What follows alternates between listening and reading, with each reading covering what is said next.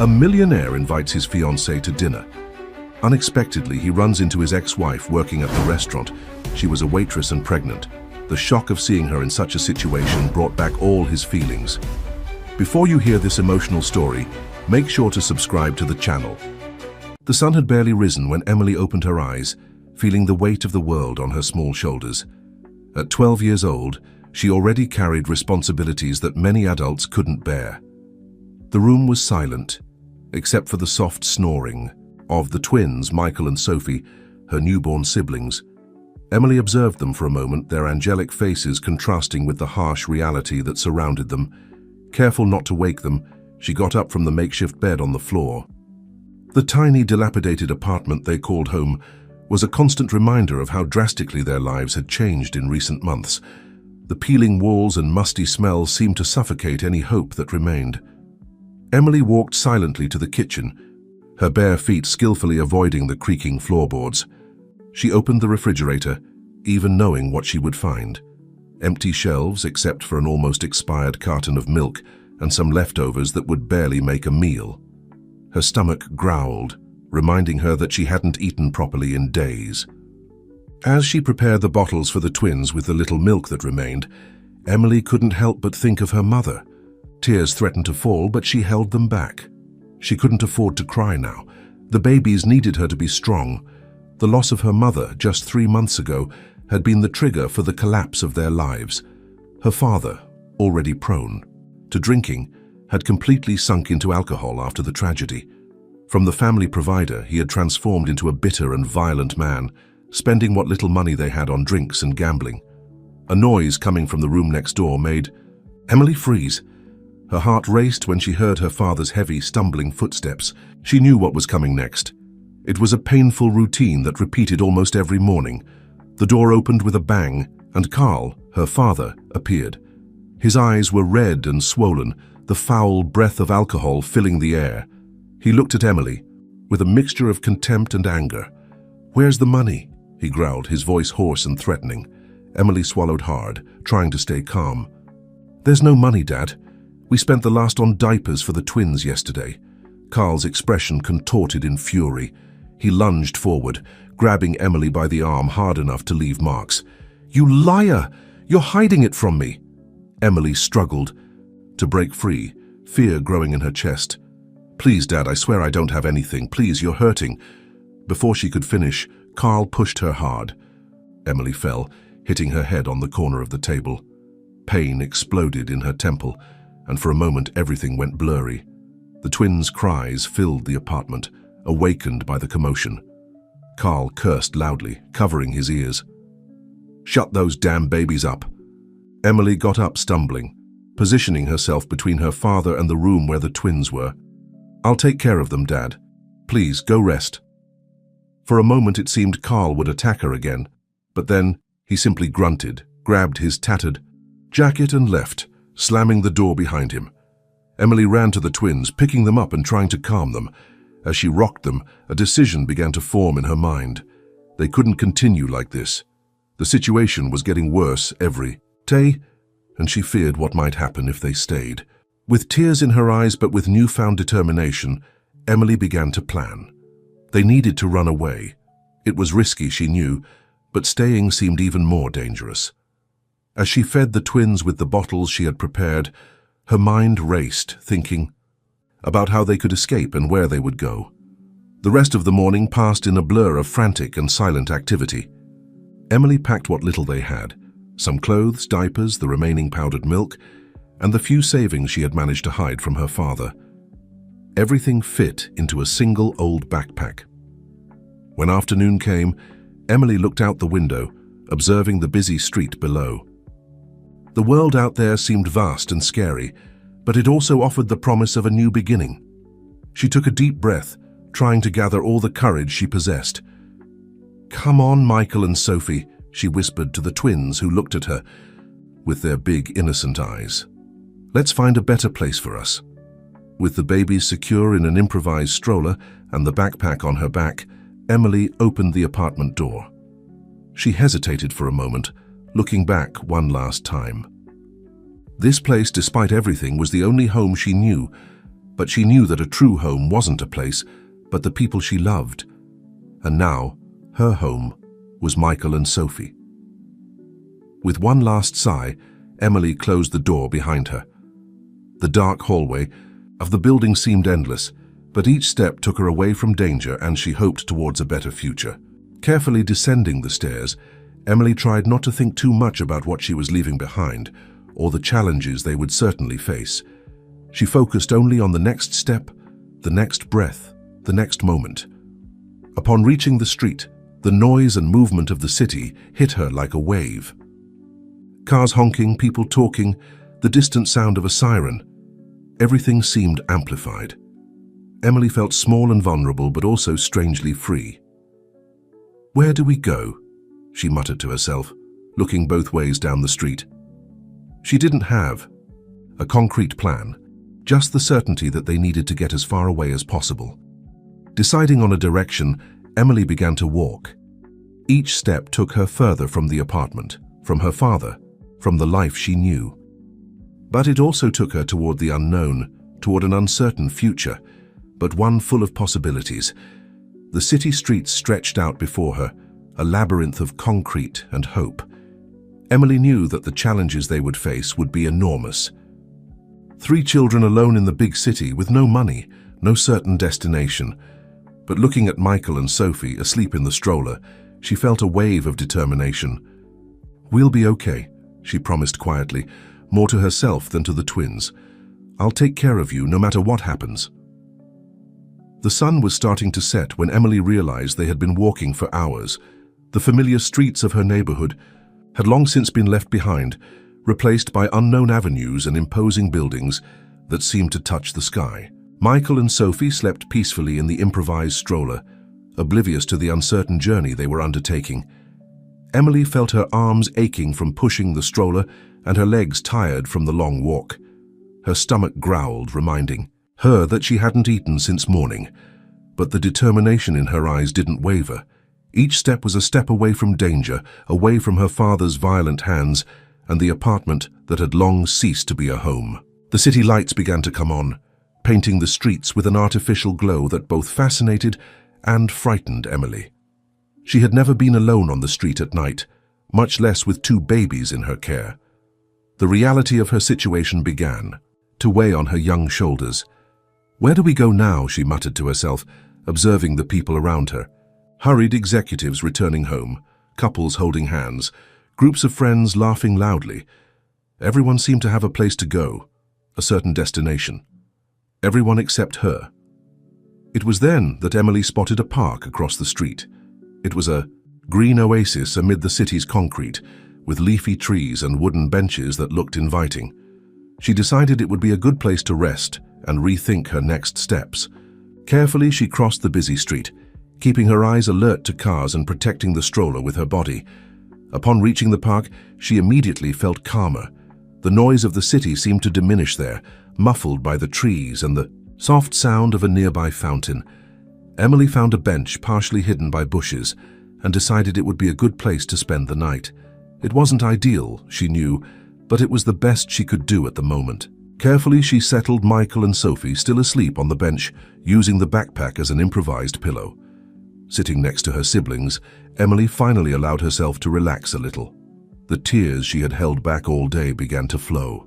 Silently, she cried for the mother she had lost, for the father who had become a stranger, for the childhood that had been stolen from her. But mostly she cried for the uncertain future that awaited her and the twins. "Mum," she whispered to the starry sky that was beginning to appear, "what do I do now?" As if in response, Sophie began to whimper. Emily quickly dried her tears and turned her attention to her sister. "Shh, it's okay, Sophie, I'm here." Picking up the baby, Emily realized she needed to be changed. With a sigh, she opened the backpack and took out one of the few diapers they had brought. As she cared for Sophie, her mind worked furiously, trying to devise a plan. They needed food, a safe place to sleep, and eventually, help. But who would help 3 children alone? Emily knew that if the authorities found them, they would probably be separated and sent to different foster homes. The idea of losing Michael and Sophie made her heart clench. I won't let that happen, she promised quietly, hugging Sophie to her chest.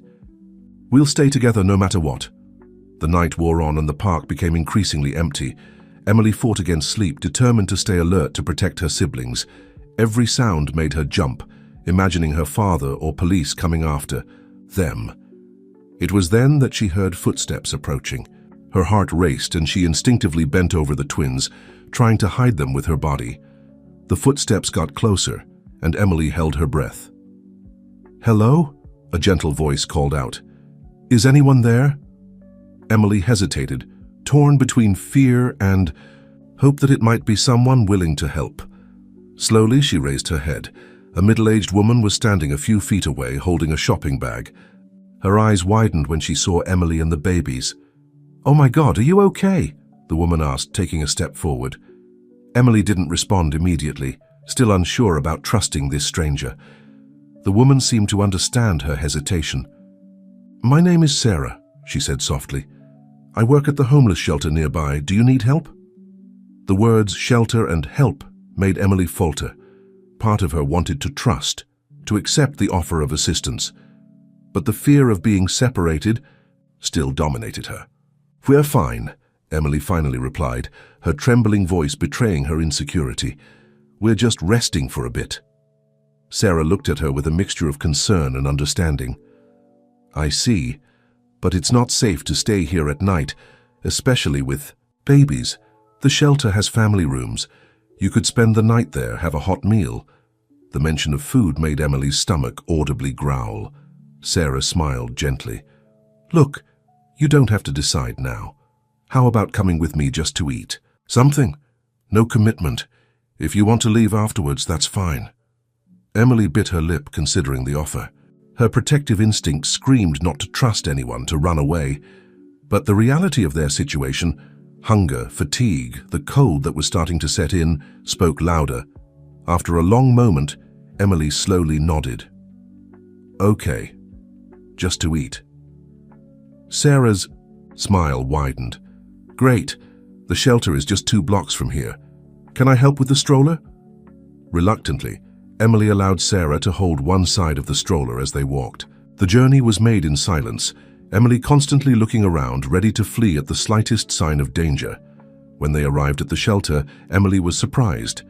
It wasn't the dark and scary place she had imagined, but a well-maintained building with welcoming lights shining through the windows.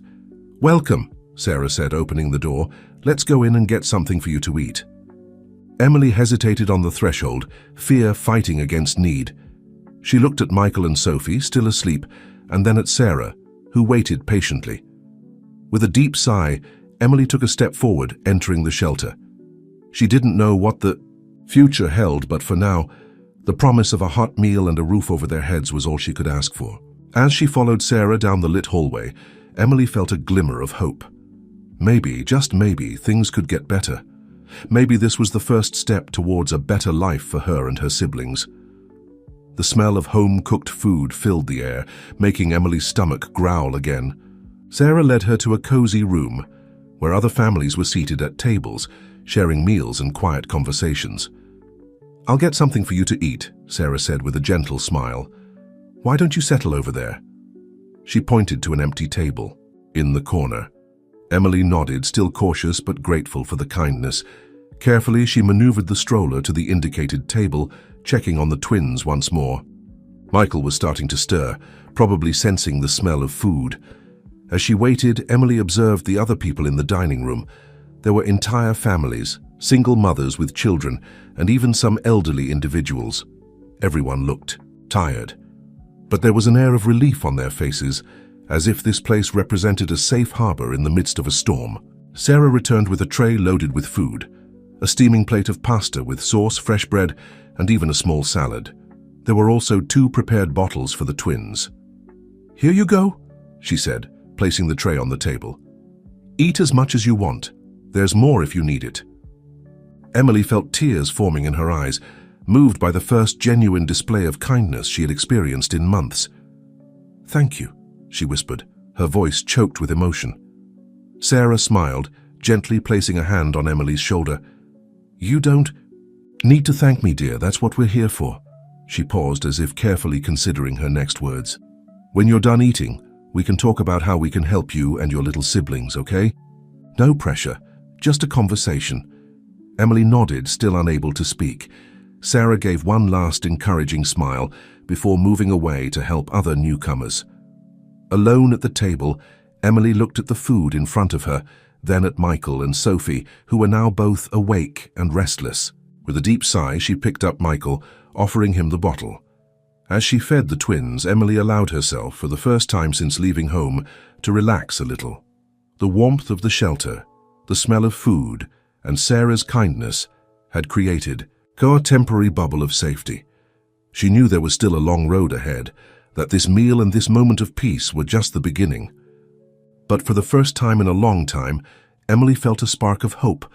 Maybe, just maybe, they had found a place where they could start over. As she ate slowly, savoring each bite, Emily observed the people around her. She saw smiles exchanged between strangers, heard words of comfort being shared, witnessed small acts of kindness that seemed to illuminate the environment. And there, on that night in the shelter, surrounded by strangers who seemed willing to help, Emily began to believe that maybe, just maybe, the future wasn't as scary as it seemed. That maybe there was a place for her and her siblings in this vast and often cruel world. With a full stomach and the twins asleep again, Emily allowed herself a small smile. Tomorrow was still uncertain, but at least for tonight, they were safe. And for now, that was enough. Dawn arrived silently at the shelter, its first rays of light creeping through the windows and gently touching Emily's sleeping face. She opened her eyes slowly, momentarily disoriented by the unfamiliar environment. Then memories of the previous night flooded her mind. The escape, the park, Sarah, the shelter. Emily sat up quickly, her heart racing as she searched for Michael and Sophie. She sighed in relief when she saw them sleeping peacefully in an improvised crib next to her bed. Sarah had insisted they spend the night at the shelter, assuring Emily that no one would bother them and that they would be safe. Despite the relative comfort of the bed and the sense of security provided by the shelter's walls, Emily had barely slept. Her mind was filled with worries about the future and painful memories of the past. Every time she closed her eyes, she saw her father's anger-contorted face, heard the screams, felt the fear. A soft knock on the door interrupted her thoughts. "Emily," Sarah's gentle voice called. "Can I come in?" "Yes," Emily replied, her voice still hoarse from sleep. Sarah entered carrying a tray with breakfast. The smell of fresh bread and coffee filled the small room, making Emily's stomach involuntarily growl. "Good morning," Sarah smiled, placing the tray on the small table beside the bed. "I hope you managed to get some rest." Emily nodded, still a bit distrustful but grateful for the kindness. "Thank you," she murmured, taking a cup of hot milk. Sarah sat on the edge of the bed, her face expressing a mixture of concern and compassion. "Emily," she began softly, "I know you must be scared and confused, but we're here to help. You can trust us." Emily lowered her eyes, fighting against the tears that threatened to fall. Part of her desperately wanted to trust, to share the burden she carried, but the fear of losing her siblings, of being separated, still paralyzed her. I can't," she finally whispered. "If we tell the truth, they'll separate us. I can't lose Michael and Sophie. They're all I have left." Sarah sighed, understanding the depth of Emily's fear. "I understand your fear, dear, but running away isn't the solution. You need help, a stable home, adults who can properly care for you." Sarah's words, though gentle, made Emily feel even more desperate. "I can take care of them," she insisted, her voice trembling. "We just need a place to stay, maybe a job. I can do this." Sarah looked at Emily with a mixture of admiration and sadness. "You're incredibly strong and brave, Emily. What you've done to protect your siblings is remarkable. But you're also a child. You deserve to have a childhood. Go to school, play. And Michael and Sophie need care that you alone can't provide." Sarah's words hit Emily like a punch to the stomach. Deep down, she knew Sarah was right. The last 24 hours had shown how unprepared she was to care for 2 children on the streets. But the idea of giving up, of handing over control to strangers, was terrifying. "What will happen to us?" Emily asked, her voice almost a whisper. Sarah moved closer, placing a comforting hand on Emily's shoulder. "First, we'll make sure you're safe and well cared for. We have social workers who can help find the best solution for all three of you. The goal is always to keep families together, if possible." Emily absorbed Sarah's words, her heart torn between fear and a faint hope. At that moment, Michael began to whimper, waking from his sleep. Emily immediately got up to pick him up, her maternal instincts overriding any other concern. Sarah silently observed as Emily calmed Michael, murmuring sweet words and gently rocking him. The love and care Emily had for her siblings was evident. "You're a great sister, Emily," Sarah said softly. "Michael and Sophie are lucky to have you. But all three of you deserve more than just surviving. You deserve a chance to thrive." Emily looked at Sarah, her eyes full of unshed tears. "I'm afraid," she finally admitted. "What if they separate us? What if my father finds us?" The mention of her father made Sarah frown. "Emily, your father, did he hurt you?" Emily hesitated, but something in Sarah's gentle expression made her feel she could trust her. Slowly, she nodded. Since she was gone, he changed. He drinks a lot. He gets violent." Sarah took a deep breath, controlling her own emotion at the revelation. "Thank you for telling me, Emily. This is very important. I promise we'll do everything we can to keep you safe and together." At that moment, Sophie also woke up, her cries joining Michael's. Sarah stood up.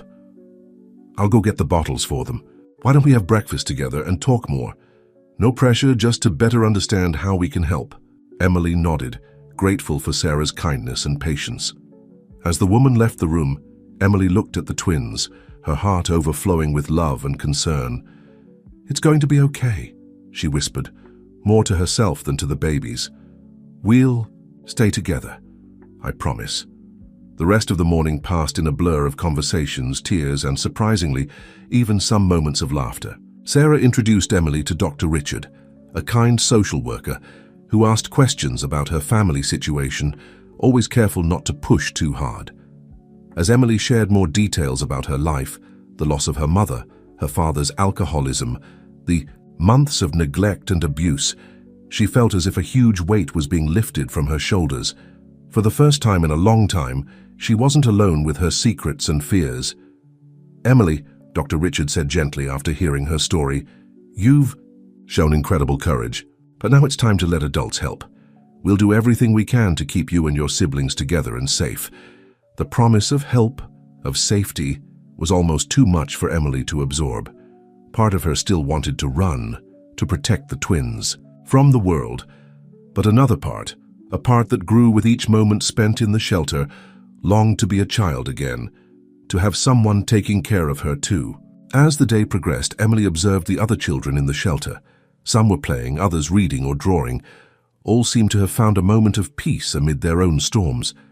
Seeing this, Emily felt a spark of hope ignite in her chest. In the afternoon, Sarah brought news that made Emily's heart leap. "We found a foster family willing to take all three of you," she announced with a smile. "It's an experienced couple who have cared for many children. They have a spacious house in the suburbs with a large backyard. And most importantly, they're willing to take you and the twins together." Emily was speechless, a mix of emotions flooding her. Relief, hope, but also fear of the unknown. Can we meet them first?" she asked hesitantly. "Of course," Sarah assured her. "In fact, they'd like to come here tomorrow to meet you if that's okay." Emily nodded, feeling a wave of nervousness and anticipation. This could be the chance for a new beginning, a better life for her and her siblings. That night, lying in the shelter bed with Michael and Sophie sleeping peacefully beside her, Emily reflected on everything that had happened in the last few days. The desperate escape, the fear on the streets, the unexpected kindness of strangers. Looking at the sleeping faces of her siblings, Emily made a silent promise. "We're going to be okay," she whispered. "I don't know what the future holds for us, but I promise I'll always be here for you. Always." With that comforting thought, Emily finally allowed herself to relax completely for the first time in months. Tomorrow would bring new challenges, New faces, perhaps even a new home. But for now, in this moment of calm, Emily allowed herself to dream of possibilities. As sleep enveloped her, a small smile played on her lips. The future, once so frightening, now seemed to shine with a light of hope, and Emily was ready to embrace it. No longer alone, but with the support and care that she and her siblings so deserved. The sun had barely risen when Emily woke up, her heart beating fast with the prospect of the day ahead. Today, she and the twins would meet the family that could become their new temporary home. The mixture of anxiety and hope she felt was almost palpable. Sitting on the bed, Emily observed Michael and Sophie still asleep. Their angelic little faces, free of worries, contrasted with the whirlwind of emotions she was experiencing. What would this new family be like? Would they really be kind and understanding as Sarah had said? And more importantly, could they trust them? A soft knock on the door interrupted her thoughts. It was Sarah, bringing breakfast and a warm smile. "Good morning, Emily," she greeted, placing the tray on the small table. "How are you feeling today?" Emily shrugged, unable to put into words the whirlwind of emotions she felt. Sarah, noticing her hesitation, sat down next to her on the bed. "It's normal to be nervous," she said gently. "But remember, we're here to help. The Johnson family is very experienced and loving. I'm sure you'll get along well." Emily nodded, picking up a cup of hot chocolate from the tray. The warmth of the drink seemed to calm her nerves a bit. "What are they like?" she asked timidly. Sarah smiled. "Well, Mr. David Johnson is a music teacher at a local school. Mrs. Lisa Johnson is a pediatric nurse. They have a 14-year-old adopted daughter, Lucy. They're wonderful people who have fostered several children over the years." Emily absorbed the information, trying to imagine what it would be like to live with this family. A small spark of hope began to grow in her chest. The next few hours passed in a blur of preparations. Emily bathed the twins, dressed them in the best clothes they had, donated by the shelter, and tried to tame her own rebellious hair. She wanted to make a good first impression, even though part of her still feared getting too attached to this possibility. Shortly before noon, Sarah appeared again, her face lit up with an emotional smile. "They're here, Emily. They're waiting in the visiting room. Are you ready?" Emily took a deep breath, looking at Michael and Sophie in her arms. "I think so," she replied, her voice barely above a whisper. With hesitant steps, Emily followed Sarah through the shelter corridors. Each step seemed to echo in her ears, amplifying her anxiety. Finally, they reached a closed door. Sarah gave one last encouraging smile before opening it. The visiting room was cozy, with comfortable sofas and toys scattered in a corner. But Emily's eyes were immediately drawn to the couple sitting on the main sofa. Mr. Johnson was a middle-aged man with a gentle smile and kind eyes behind thin-framed glasses. Beside him, Mrs. Johnson emanated an aura of calm and affection, her face lighting up at the sight of the children. Between them, a teenager, whom Emily presumed to be Lucy, observed with curiosity and a shy smile. "Emily, Michael, Sophie," Sarah introduced. "Meet David, Lisa, and Lucy Johnson." There was a moment of silence, broken only by Sophie's soft babbling. Then, Mrs. Johnson stood up, slowly approaching with outstretched hands. "Hello, dears," she said, her voice soft and comforting. "It's a pleasure to finally meet you." Emily, still holding the twins protectively, took a small step forward. "Hi," she murmured, her voice trembling. Mr. Johnson joined his wife, his warm smile never faltering.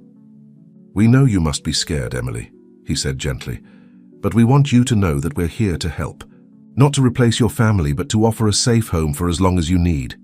Something in the sincerity of his words made Emily relax a little. She looked at Sarah, who nodded encouragingly, and then back at the Johnsons. You really want all three of us?" she asked, her voice barely above a whisper. It was Lucy who answered, taking a step forward with a warm smile. "Of course, I've always wanted little siblings, and now it looks like I'm getting three at once." The spontaneity and enthusiasm of Lucy broke the tension in the room. Emily couldn't help but give a small smile, the first genuine one in days. The next few hours passed in a mixture of conversations, laughter, And to Emily's surprise, moments of true connection. Mr. Johnson charmed Michael with a lullaby played on a small guitar he had brought. Mrs. Johnson, with her experience as a nurse, gave valuable tips on how to care for the twins.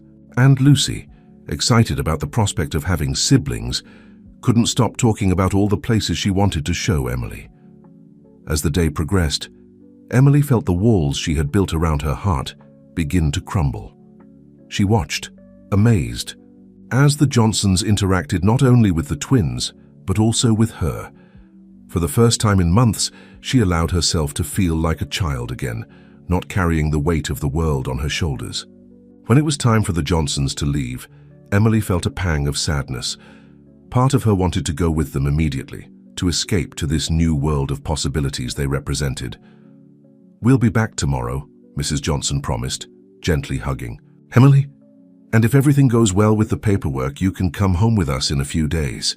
Emily nodded, fighting back the tears that threatened to fall.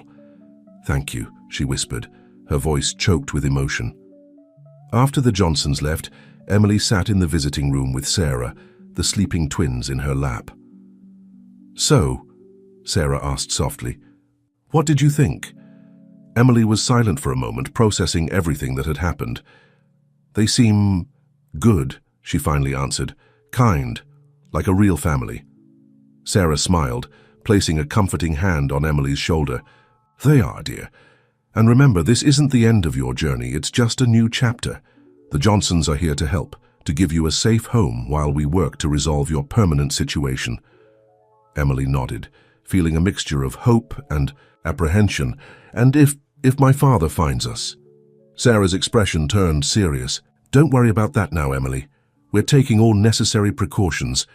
Your safety and that of the twins is our #1 priority."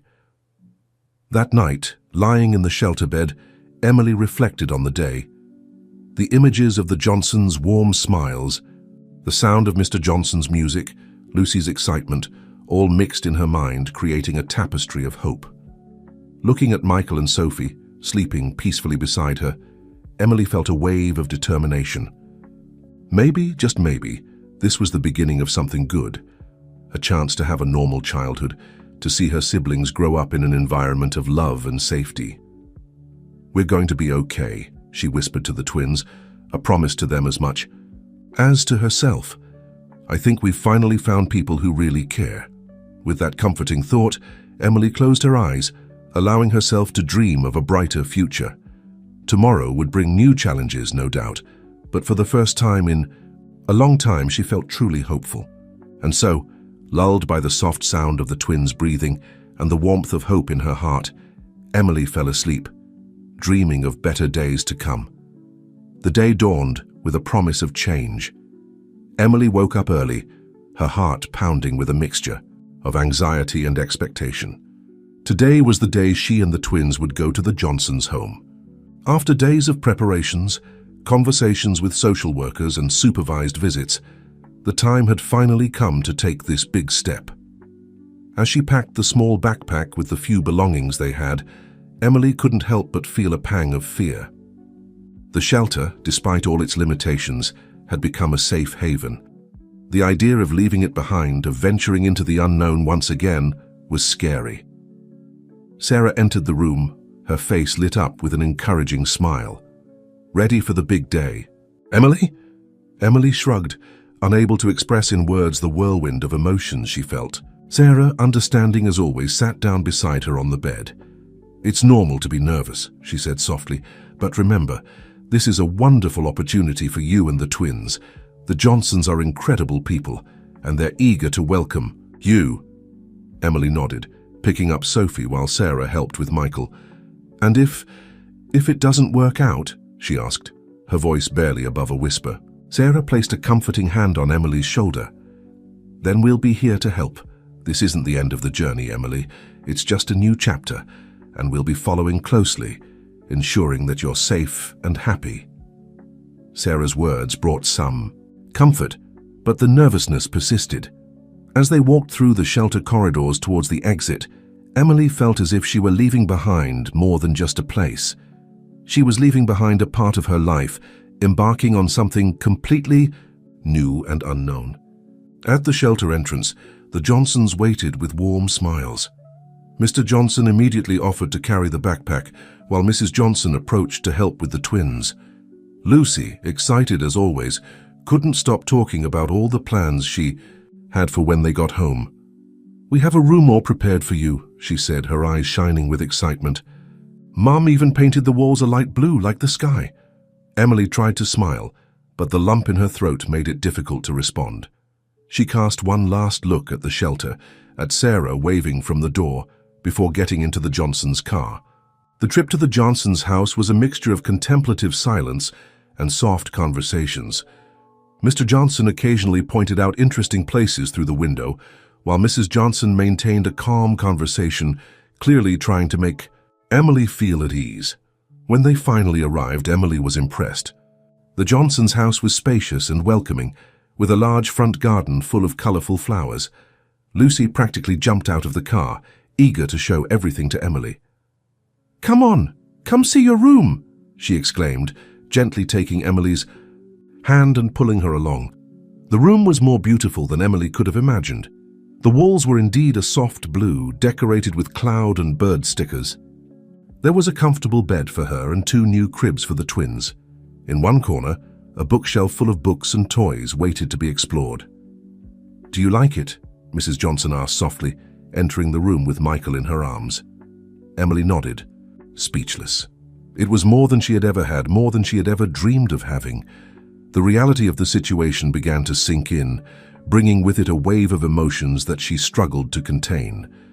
The rest of the day passed in a blur of new experiences. Lunch was a delicious home-cooked meal, something Emily hadn't experienced in months. Mr. Johnson showed her the small music studio in the basement, promising to teach her to play an instrument if she wanted. Mrs. Johnson patiently guided her through the twins' routine, showing where the diapers, clothes, and food were.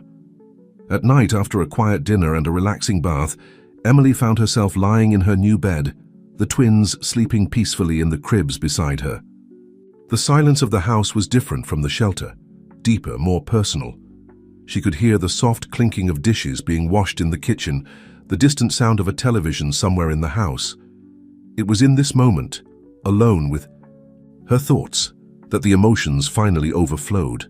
Emily began to cry silently, tears of relief, fear, hope, and longing mixing on her pillow. A soft knock on the door made her swallow her sobs. Mrs. Johnson entered quietly, her face a mask of concern when she saw Emily's tears. "Oh dear," she murmured, sitting on the edge of the bed. "Is everything okay?" Emily tried to speak, but the words got stuck in her throat. Mrs. Johnson, with a gentleness that reminded Emily of her mother, pulled her into a hug. "I know it's a lot to process," she said softly, stroking Emily's hair. "You must be missing your mom, aren't you?" Emily nodded against Mrs. Johnson's shoulder, the tears now flowing freely. I just wish she was here," she sobbed, "that none of this had happened."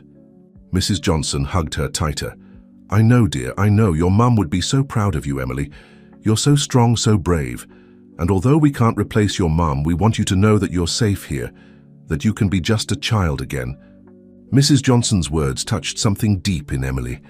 For the first time since her mother had passed, she allowed herself to be truly vulnerable, letting all the pain, fear, and exhaustion of the past few months flow.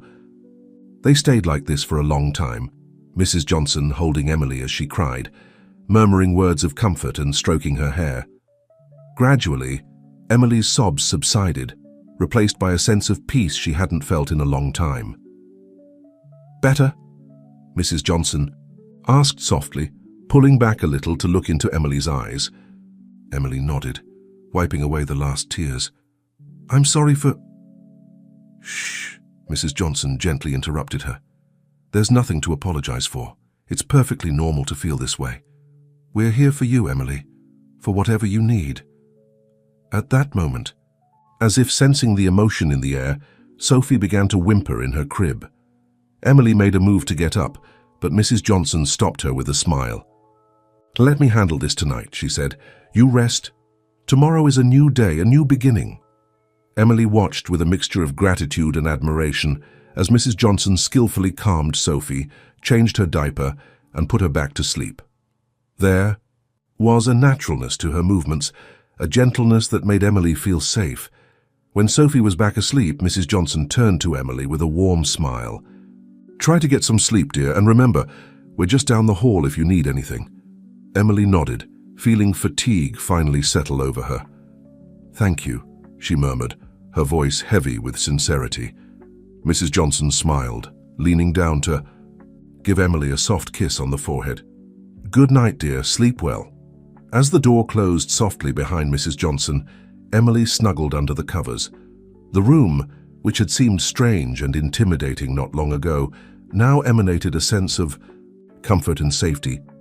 Looking at the cribs where Michael and Sophie slept peacefully, Emily felt a wave of hope. Maybe, just maybe, they had found a true home, a place where they could be children again, where they could grow surrounded by love and care. With that comforting thought, Emily closed her eyes, letting herself be lulled by the welcoming silence of the house. Tomorrow would bring new challenges, no doubt, but for the first time in a long time she felt truly hopeful. And so, cradled by the promise of better days, Emily fell asleep, dreaming of a future full of possibilities. The days that followed were an emotional roller coaster for Emily. Each morning brought with it a mixture of expectation and apprehension as she tried to adjust to her new reality in the Johnsons' home. The daily routine was very different from what Emily was used to. There was no longer a need to wake up before dawn to take care of the twins alone. Now she was gently awakened by the aroma of fresh coffee and the soft sound of music coming from the kitchen. In the first week, Emily still found herself waking up startled in the middle of the night, her body programmed to check on the babies. But invariably she would find Mrs. Johnson already there, cradling one of the twins or changing a diaper with the skill of years of experience. "Go back to sleep, dear," Mrs. Johnson would always say with a gentle smile. "You deserve to rest." Those words, so simple, still made Emily's heart clench. It was hard for her to accept that she no longer needed to carry all the weight alone, that there were trustworthy adults to share the responsibility. Mornings at the Johnsons' house were lively. Mr. Johnson prepared breakfast for everyone, filling the kitchen with the smell of pancakes and scrambled eggs. Lucy, always energetic, chatted about her plans for the day while helping to set the table. Emily observed everything with a mixture of fascination and nostalgia. Was this how a family breakfast should be? Was this how her own family could have been if things had been different? One day, while helping Mrs. Johnson wash the dishes after breakfast, Emily finally found the courage to ask the question that had been stuck in her throat for days. "Mrs. Johnson," she began hesitantly, "why do you do this? Why do you take in children you don't even know?" Mrs. Johnson paused what she was doing, turning to look Emily in the eyes. Her face softened with an understanding smile. "Emily, dear, we do this because we believe every child deserves a safe and loving home," she explained gently. "David and I always wanted a big family, but we couldn't have more children after Lucy. So we decided to open our hearts and our home to children who need a place to call home, even if temporarily." Emily absorbed the words, feeling a wave of emotion. "But what if we cause trouble? What if we're not what you expected?" Mrs. Johnson placed her hands on Emily's shoulders, her gaze full of affection.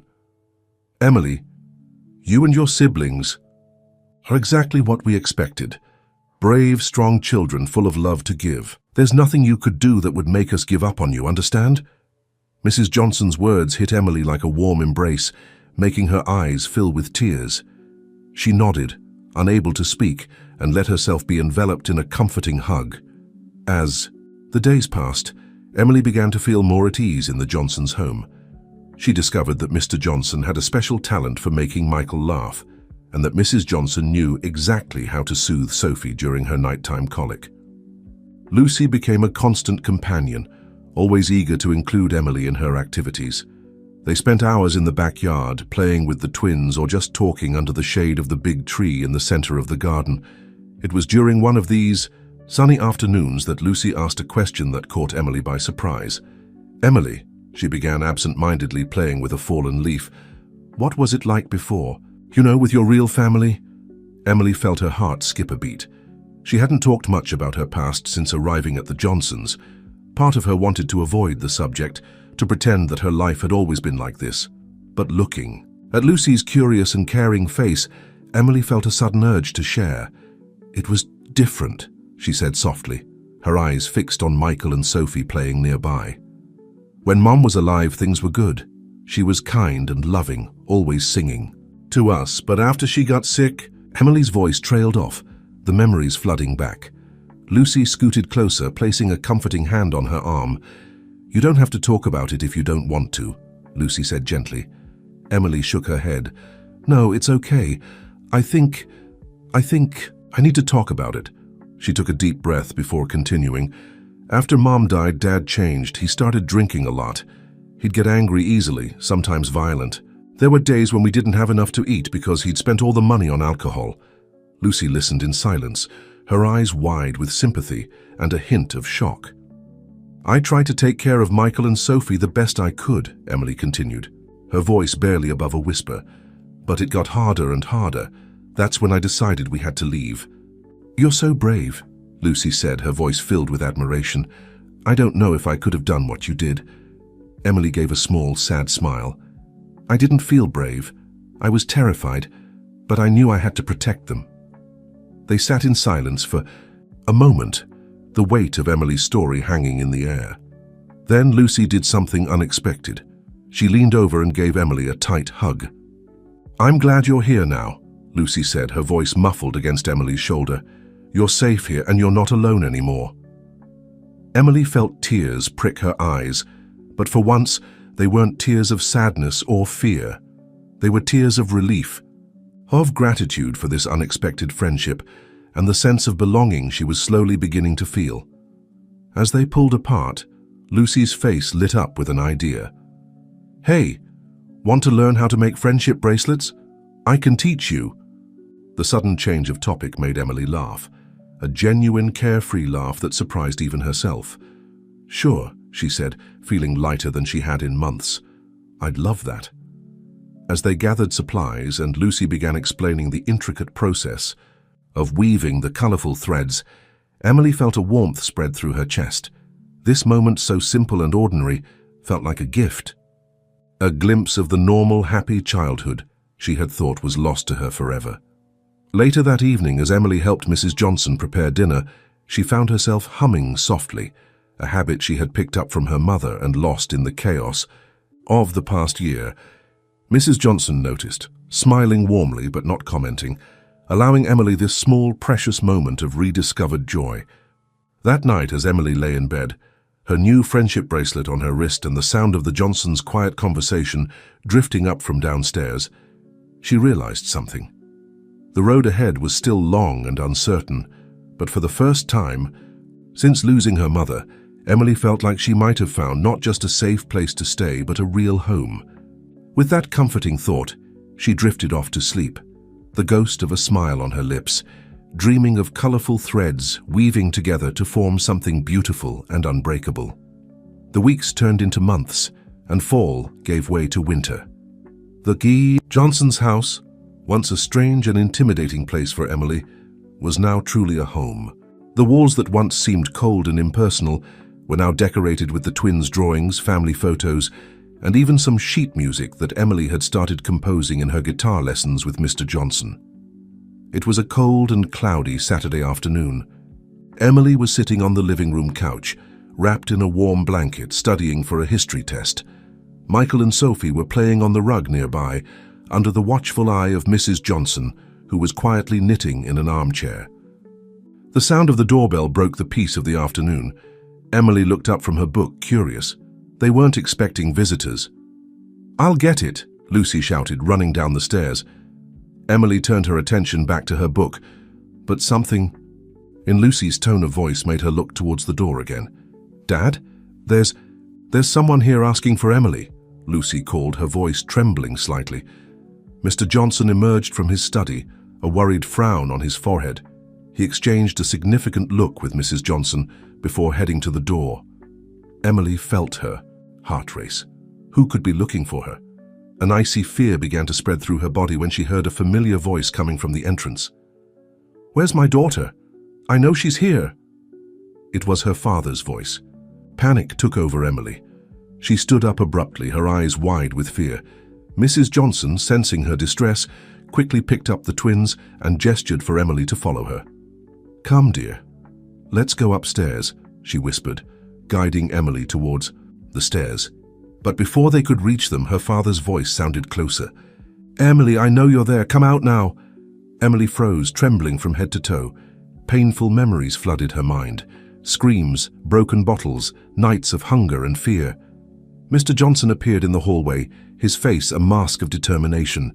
"Lisa, take the children upstairs. I'll deal with this." Mrs. Johnson nodded, gently pulling Emily. But Emily couldn't move. Her feet seemed nailed to the floor. "Emily," her father's voice sounded again, closer now. "You can't run forever. I'm your father." Something inside Emily broke at that moment. Years of fear and resentment finally overflowed. With a courage she didn't know she possessed, she took a step forward. "No," she said, her voice trembling, but firm.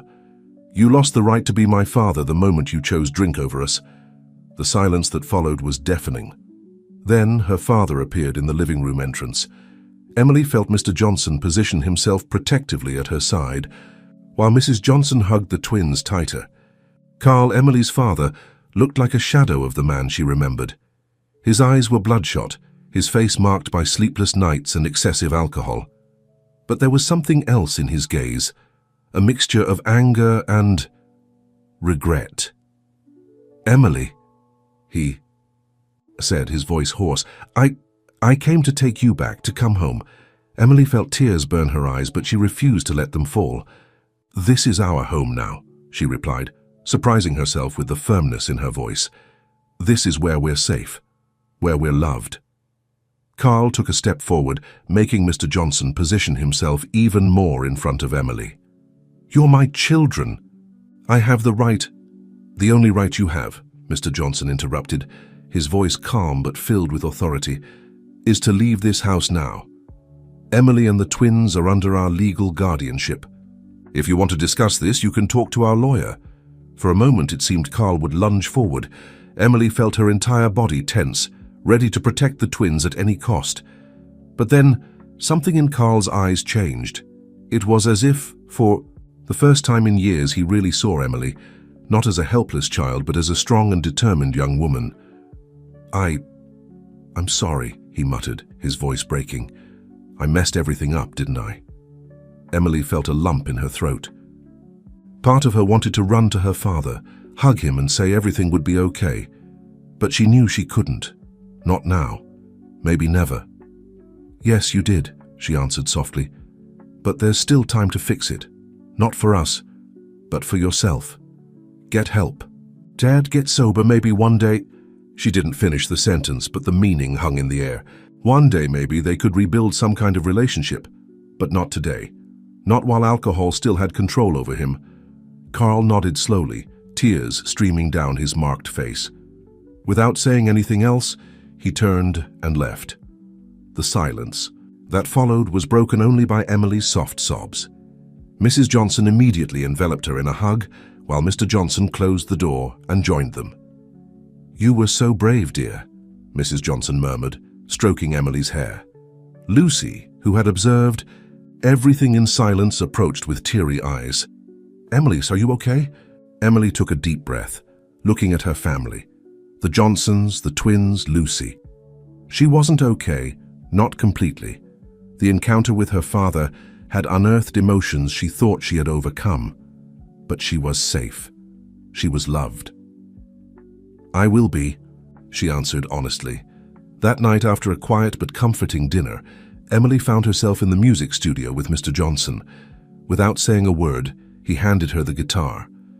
Emily began to play, letting her emotions flow through the music. The notes, initially sad and hesitant, gradually transformed into a melody of hope and resilience. When she finished, she looked at Mr. Johnson, surprised to see tears in his eyes. "Emily," he said softly, "you just composed your first complete song." In that moment, Emily realized that despite the pain and challenges, she was growing, evolving, becoming stronger every day. The encounter with her father, although painful, had been a turning point. She was no longer the scared girl who had run away months ago. She was a survivor, an artist, a sister, a daughter. As Mr. Johnson hugged her, Emily felt a sense of peace settle in. The past would always be part of her, but it wouldn't define her. Her future, bright and full of possibilities, was just beginning, and with each note she played, each smile from the twins, each hug from the Johnsons, Emily knew she was on the right path. The path home, the path to herself. Spring arrived, bringing with it not only the blooming of flowers in the Johnsons' garden, but also a blossoming in Emily's life. The months that followed the encounter with her father were of profound transformation and growth. The day dawned sunny, a perfect Saturday for the picnic the family had planned in the local park. Emily woke up early, excited about the prospect of a day outdoors. As she came down the stairs, she was greeted by the aroma of fresh bread and the cheerful sound of the twins babbling in the kitchen. "Good morning, sunshine," Mrs. Johnson greeted, handing Emily a cup of hot chocolate. "Ready for our big day?" Emily smiled, accepting the drink gratefully. "I can't wait," she replied, watching Mr. Johnson cradling the twins while trying, without much success, to prepare sandwiches with one hand. "Hey, Emily!" Lucy entered the kitchen carrying a picnic basket. "Guess who's joining us today?" Before Emily could answer, the doorbell rang. Lucy ran to answer, returning moments later accompanied by Julia, the friend Emily had made on her first day of school. "Hi, Emily," Julia greeted cheerfully. "I hope you don't mind that I accepted the invitation." Emily felt her heart warm. Months ago, the idea of having a friend, let alone one who wanted to spend time with her outside of school, seemed like a distant dream. Now it was her reality. The park was full of families enjoying the sunny day. The Johnsons found a perfect spot under a large tree, spreading out the picnic blanket and organizing the food.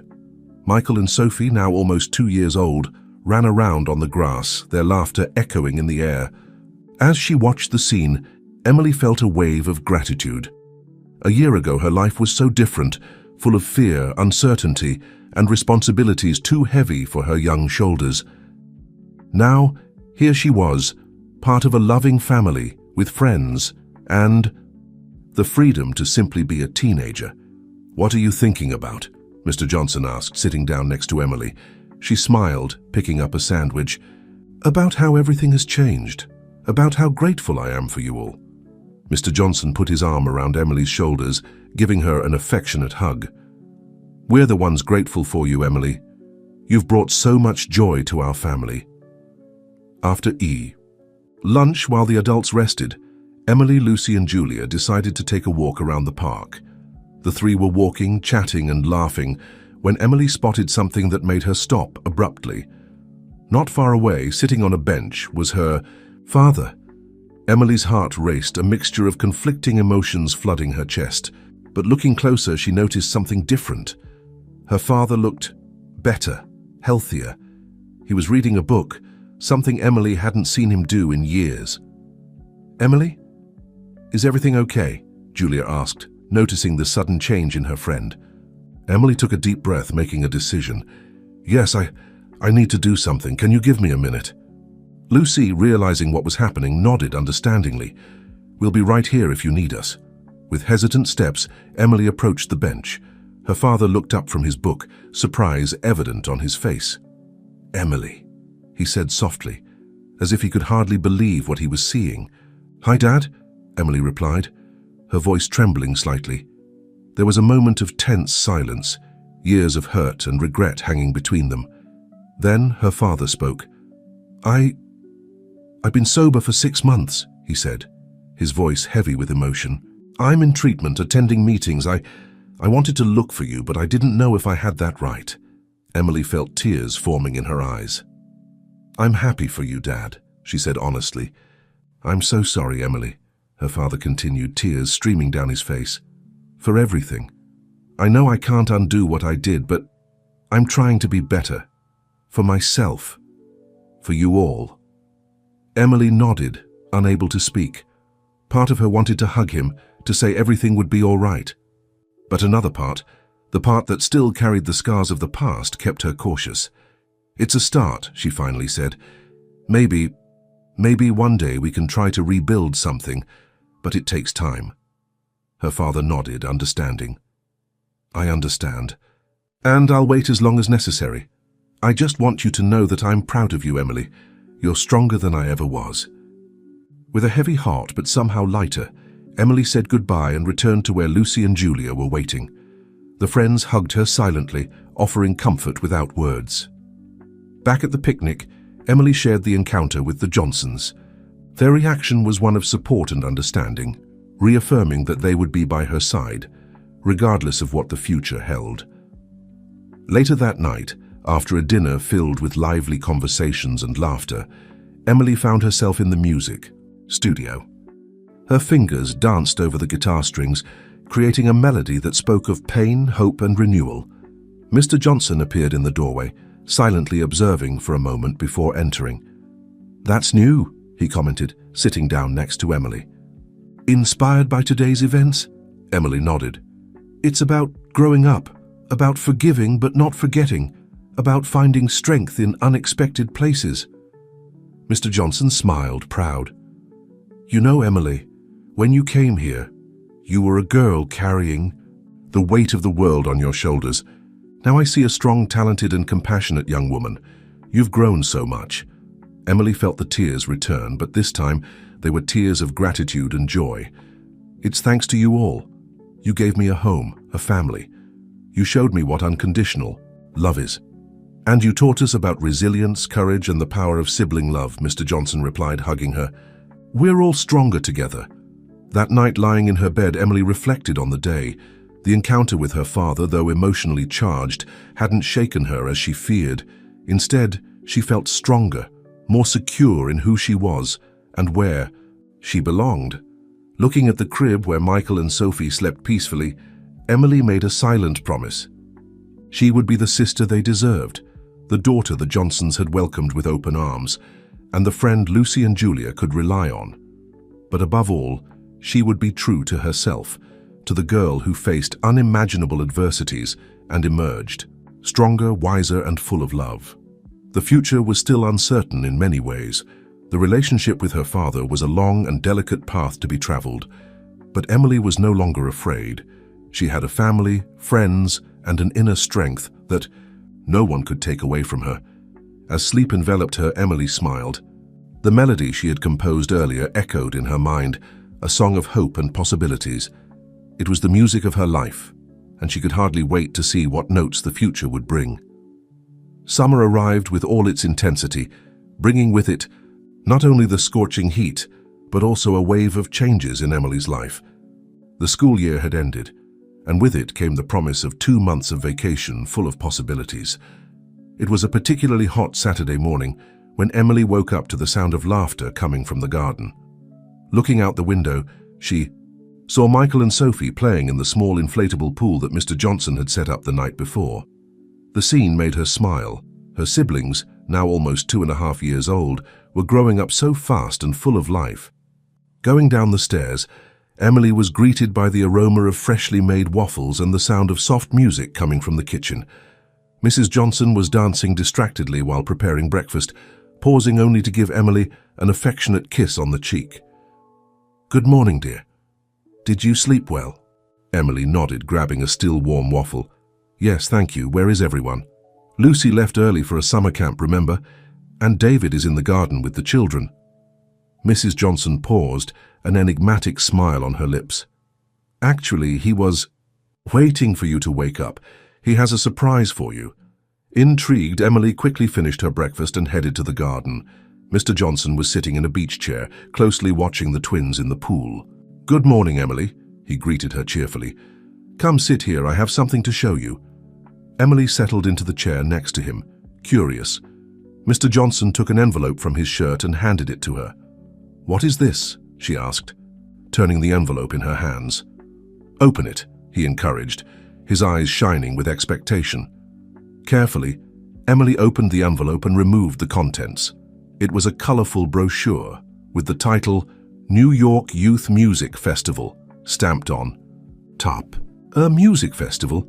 Emily asked, her eyebrows rising in surprise. Mr. Johnson nodded enthusiastically. "It's not just a festival, It's a competition for young composers, and I think you should participate." Emily felt her heart race. In recent months, her passion for music had grown exponentially. With Mr. Johnson's patient guidance, she had honed her guitar skills and begun composing her own songs. But the idea of presenting her music to a larger audience was both exciting and terrifying. I don't know," she hesitated. "Do you think—" "I'm ready." Mr. Johnson placed a comforting hand on her shoulder. "Emily, over the past few months, I've seen you grow not only as a musician, but as a person. Your compositions are profound, exciting, and true. I think the world deserves to hear them." His words touched Emily deeply. She looked at the brochure, again imagining herself on stage, sharing her music, her story with others. "What if I'm not good enough?" she whispered, giving voice to her deepest fears. "Dear," Mr. Johnson said gently, "it's not about being the best. It's about sharing. Your voice, your unique perspective. Besides," he added with a smile, "the prize includes a scholarship to a music conservatory." Emily's eyes widened. A scholarship? The possibility of pursuing her musical dreams more seriously was something she had barely dared to dream of. "Okay," she finally said, a smile spreading across her face. "I'll do it." The following weeks were a whirlwind of activity. Emily spent hours in the music studio, composing, practicing, perfecting. The music she was creating was a sonic tapestry of her journey, from the initial fear and despair to the hope and love she found with the Johnsons. The whole family got involved in the project. Lucy helped choose the perfect outfit for the performance. Mrs. Johnson prepared special snacks to keep Emily energized during long practice sessions, and even the twins contributed in their own way, offering hugs and encouraging smiles when Emily felt frustrated. A week before the festival, Emily received an unexpected visit. Her father, still in recovery but visibly better than the last time she had seen him, appeared at the Johnsons' door. "I heard about the festival," he said timidly. I'd like to be there if you'll allow it." Emily felt a lump in her throat. Her relationship with her father was still fragile, a delicate balance between the painful past and the hope for a better future. But seeing him make an effort, wanting to be part of her life, meant a lot. "I'd like that," she answered softly. The day of the festival finally arrived. Emily was backstage, her heart beating so hard she was sure everyone around her could hear. Her guitar, a gift from Mr. Johnson a few months ago, seemed to weigh a ton in her hands. "5 minutes, Emily," a stage assistant warned her. Taking a deep breath, Emily closed her eyes, trying to calm herself. At that moment, she felt familiar hands on her shoulders. Opening her eyes, she found herself surrounded by her family, the Johnsons, Lucy, the twins, and even her father, all smiling encouragingly. "You're going to rock," Lucy whispered, giving her a tight hug. "We're so proud of you," Mrs. Johnson added, tears shining in her eyes. Mr. Johnson said nothing, just hugged her tightly, conveying all his support and confidence in that gesture. Her father, looking a bit out of place but determined, stepped forward. "Emily, I just want you to know that no matter what happens out there, you're already a winner in my eyes." Those words, coming from the man who had for so long been the source of her fear and pain, were what Emily needed to find. Her courage. "Emily Johnson, you're next," the assistant called. With one last look at her family, both blood and given by life, Emily walked onto the stage. The lights were bright, the audience a sea of unknown faces. But there, in the front row, were the people who mattered most. Emily adjusted the microphone, positioned the guitar, and with a confident smile began to play. The first notes flowed smoothly, telling the story of a lost and frightened girl. As the music progressed, it grew in intensity and emotion, speaking of challenges overcome, of love found in unexpected places, of a family built not just by blood ties but by choice and love. When the last note echoed through the auditorium, there was a moment of absolute silence. Then, like a wave, the audience erupted into applause. Emily opened her eyes, which she hadn't realized she had closed, to see the audience standing, many with tears in their eyes. Later, After the award ceremony where Emily received first place and the much-dreamed-of scholarship, she found herself surrounded by her expanded family. Hugs, kisses, and words of pride were freely shared. "You did it, my star," Mr. Johnson said, his voice choked with emotion. Emily looked at everyone around her, the Johnsons who had welcomed her and given her a home, Lucy who had become the sister she never had, the twins for whom she had fought so desperately, and her father who was making a genuine effort to redeem himself. At that moment, Emily realized that her victory wasn't just on stage. It was a victory over fear, over the past, over the circumstances that had threatened to engulf her. "No," she replied, smiling through tears. "We did it. All of us." And there, surrounded by love and possibilities, Emily knew that her journey was far from over. In fact, it was just the beginning of a new and exciting symphony. Fall arrived again, bringing with it a cool breeze and the start of a new chapter in Emily's life. After her victory at the Youth Music Festival, things had changed rapidly. The scholarship she had won opened doors that Emily had never imagined possible. It was a Monday morning, and the Johnsons' house was in an uproar. Today was Emily's first day at the New York Conservatory of Music, one of the most prestigious institutions in the country. Emily stood in front of the mirror, nervously adjusting the strap of her new backpack. The reflection staring back at her was of a confident young woman, so different from the frightened girl who had arrived at the Johnsons' house just over a year ago. "Emily, breakfast is on the table." Mrs. Johnson's voice sounded from downstairs. With one last look in the mirror and a deep sigh, Emily descended the stairs. The kitchen was a whirlwind of activity. Mr. Johnson was preparing sandwiches for lunch. Lucy was trying to feed the twins, now almost 3 years old and full of energy, and Mrs. Johnson was serving freshly made pancakes. "Good morning, Rockstar," Mr. Johnson joked, handing Emily a wrapped sandwich. "Ready to conquer the world of music?" Emily laughed, but her stomach did a somersault of nervousness.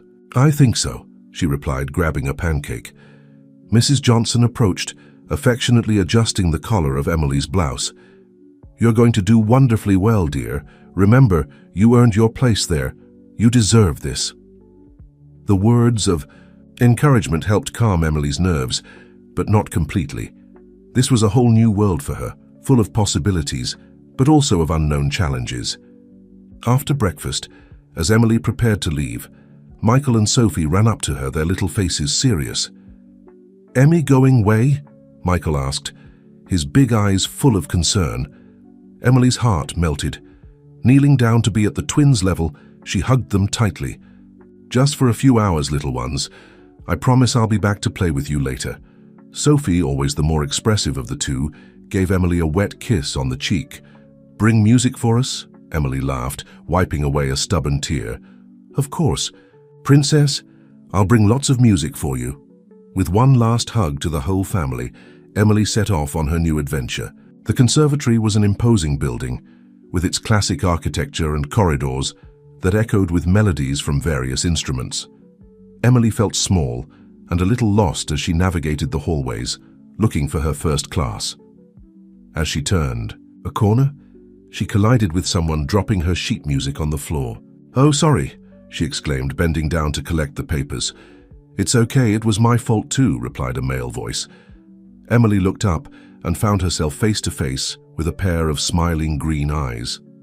The boy, who appeared to be about her age, had messy dark hair and a guitar hanging on his back. "I'm Peter," he introduced himself, extending his hand to help her up. "You're new here, aren't you? I've never seen you before." Emily nodded, feeling her cheeks blush slightly. "Yes, I'm Emily. It's my first day." "Oh, cool. What instrument do you play?" "Guitar," Emily replied, feeling a little more at ease. "And you?" Peter smiled, patting his own guitar. "We're instrument buddies then. Hey, what's your first class? I can show you where it is if you want." Grateful for the friendly offer, Emily showed her schedule to Peter. To her surprise and relief, she discovered that they would share several classes. As the day progressed, Emily found herself immersed in a world of music theory, advanced guitar techniques, and music history. It was challenging, sometimes overwhelming, but also incredibly exciting. Each new piece of information, each chord, Learned made her heart sing. During lunch, Peter introduced her to his group of friends, Maria, a talented pianist, Lucas, a passionate violinist, and Anna, a vocalist with an angelic voice. Sitting with them in the cafeteria, sharing stories and laughter, Emily felt a sense of belonging that went beyond her adoptive family. The last class of the day was composition, Emily's favorite. The teacher, a grey-haired gentleman with kind eyes, asked each student to share a bit about their musical journey. When it was Emily's turn, she hesitated for a moment. Her story wasn't conventional, and part of her feared judgment from her classmates. But then, remembering Mr. Johnson's words about the importance of being authentic in her art, she took a deep breath and began to speak. Emily told about her difficult childhood, about how music became her refuge. She talked about running away from home with her twin siblings, about finding a new family and rediscovering her passion for music. As she spoke, her voice gained confidence, and she could see the impact of her words on the attentive faces of her classmates. When she finished, there was a moment of silence in the room. Then, to her surprise, her classmates began to applaud. The teacher, with tears in his eyes, approached.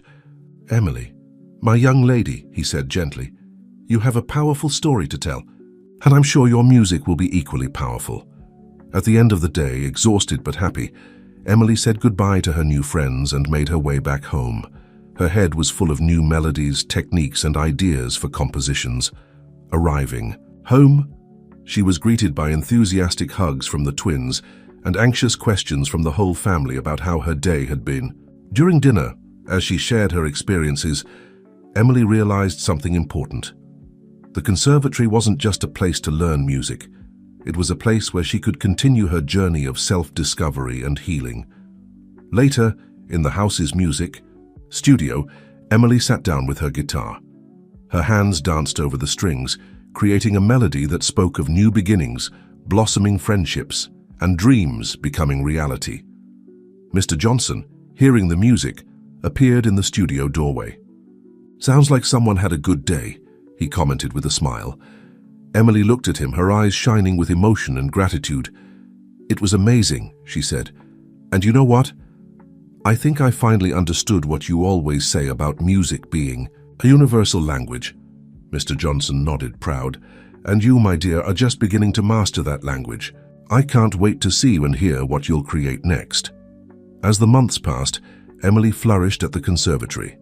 Her natural talent, combined with her unique life experiences, gave her music a depth and authenticity that impressed both her teachers and peers. She formed close friendships with Peter, Maria, Lucas, and Anna, finding in them kindred spirits who shared her passion for music. At home, life with the Johnsons continued to be a source of love and support. The twins were growing fast, their personalities blossoming.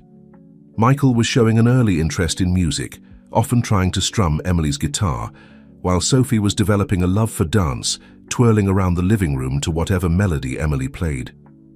One evening, as Emily was working on a new composition in the studio, she heard a soft knock on the door. It was her father. "Hey, kiddo," he said, a hint of nervousness in his voice. "Your mom, Mrs. Johnson, said I could find you here. Is it okay if I come in?" Emily nodded, gesturing for him to enter. Their relationship had been slowly improving over the past few months. Her father had remained sober, attending regular AA meetings and therapy sessions. While the wounds of the past weren't fully healed, they were learning to build a new kind of relationship. "I wanted to hear what you're working on," he said, sitting down on a nearby chair, "if that's all right with you." Emily hesitated for a moment, then nodded. She began to play, her fingers dancing over the strings as she poured her heart into the music. The melody was complex, weaving together themes of loss, hope, and redemption. As the last notes faded away, Emily looked up to see tears in her father's eyes. "That was beautiful, Emily," he said, his voice choked with emotion. I'm so sorry for all the years I missed, for not being there to see you become this amazing young woman." Emily felt her own eyes welling up. "Dad, No. Let me finish," he interrupted gently. "I know I can never make up for the past, but I want you to know how proud I am of you, How grateful I am that you've given me a chance to be part of your life again." Emily set her guitar aside and for the first time in years hugged her father tightly. It wasn't forgiveness, not yet, but it was a step towards healing. As summer approached again, bringing with it the end of Emily's first year at the conservatory, the Johnsons decided to organize a big celebration. It wasn't just for Emily's academic achievements, but a celebration of family, of second chances, of the power of love and music to heal and unite. The backyard was decorated with fairy lights, and tables were set up for a feast. Emily's friends from the conservatory were there, along with neighbors, teachers, and even some of the staff from the shelter, where Emily and the twins had first found refuge. As twilight fell, Mr. Johnson called for everyone's attention. "We're here today to celebrate not just Emily's incredible achievements this past year, but the journey that brought us all together. Emily, would you like to play something for us?" Emily nodded, picking up her guitar. As she began to play, she looked around at the faces of those gathered. There was Lucy, her sister in every way that mattered. The twins, Michael and Sophie, dancing together in their own uncoordinated but joyful way. Mr. and Mrs. Johnson, the parents who had opened their hearts and home to her. Her father, sober and present, a small smile on his face. Her friends from the conservatory who had become like family. The melody she played was one of hope and gratitude. As the final notes faded, applause erupted from the gathering. Emily smiled, feeling a sense of belonging and purpose she had once thought impossible.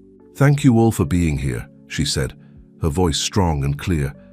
"A year ago I couldn't have imagined this moment. But thanks to the love, support, and second chances I've been given, I'm here. And I'm excited for what the future holds." As the party continued into the night, filled with laughter, music, and the warmth of family and friends, Emily knew that her journey was far from over.